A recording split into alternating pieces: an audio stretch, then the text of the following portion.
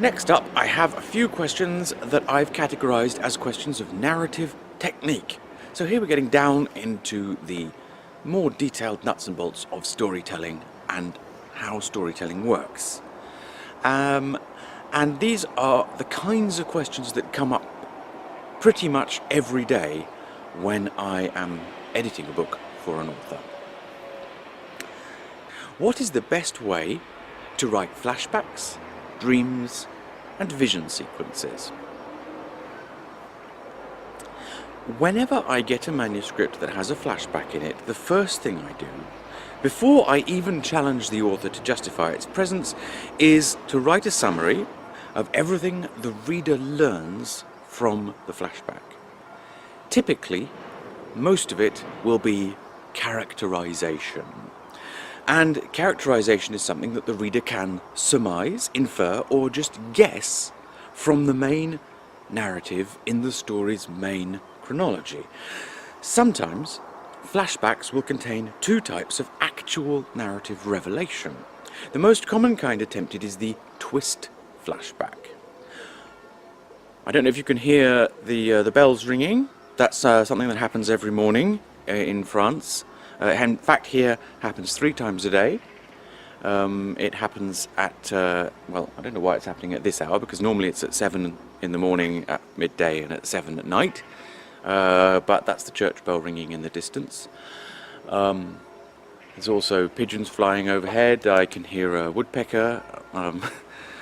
The geese are just over here. I've probably already mentioned them. If my phone has just announced to me that I've received a message. If there's too much background noise, that's why you'll be seeing subtitles. I just thought I'd stop to mention that because it's nice here. It's nice first thing in the morning. The sun is just rising over the top of the house there, so there's like dappled sunlight coming down.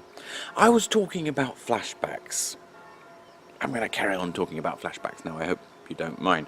If there's enough clamour for it, maybe I'll do a proper piece to camera, or maybe I'll do a tour around my immediate environment so you can see exactly why it is so lovely. So I was talking about flashbacks, and the two main types of flashback that you get, the two main types of narrative revelation that you get in flashbacks. The first of these is a twist. A twist flashback means that what you learn, what's revealed in the flashback, changes how you understand everything else that's happened so far. Changes, mind you, not adds to, not enriches or enhances, but literally changes the way you think about what you've learned so far. The most common kind of flashback that succeeds is the underpinning flashback, and this is where the author reveals either a trigger event from the past, or even more effectively, where the author reveals the existence of a long-standing problem that the events of the main story are going to address or are already in the process of addressing. Unless a flashback affects the plot directly, the plot, not what the readers know about the characters, not how the characters feel or how they behave, unless it affects the plot, it has no business being there. I challenge my clients, my authors, I challenge them to justify the flashbacks. And some of them have had the experience of being cut off mid-song by my Simon Cowell impression as I say, I'm going to stop you there. And that's as soon as they say to me, when they're trying to justify their flashback, as soon as they say to me, it explains why. If your flashback explains something, it's a band-aid. Rip it off and deal with the underlying problem.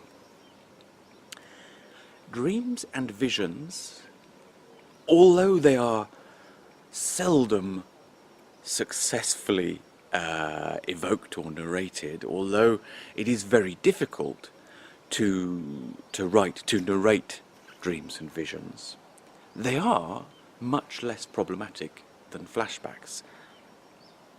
To write a good one, you have to get one thing very clear to yourself, and make another thing very clear to the reader.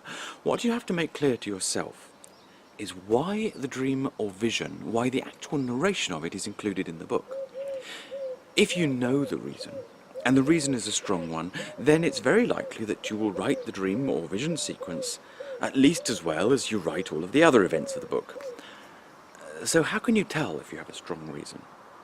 If, for example, this is a book about a character who has been experiencing visions and is worried about the fact that he is experiencing visions, in that case, there's no compelling reason to describe many or even one vision sequence itself. If, on the other hand, this character often has visions, but there's one vision in particular that's bothering her, in fact, it's the content of this vision that's causing her anxiety, and it's affecting her behaviour, there you have a really compelling reason to narrate the actual vision sequence. And in fact, you have a compelling reason to narrate not just one, but two vision sequences.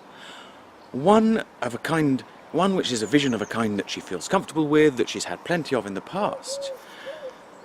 And the other is that vision, maybe it's a recurring vision, that is causing her anxiety, that is in some way disturbing, and is in fact, of course, something to do with the motivating force behind the story itself. What you have to make clear to the reader is that when the narration is describing reality, the reader is sure that the narration is describing reality, and when the narration is describing a dream sequence, the reader must be sure that the narration is describing a dream sequence. Even if the character has difficulty distinguishing reality from visions, the reader must have no such difficulty unless that is your intent. Unless you intend the reader also to find it difficult to tell when the character is experiencing reality as it really is and when the character is hallucinating. And if that is your intent, if you do want the reader to be unsure, give yourself another 10 years practice before you try it in a book that you actually publish. Now, you might think that it's just a matter of changing the typeface or using italics. And that's probably fine. With my authors, I take a very dim view of that. Not because it's ineffective, but because it is lazy.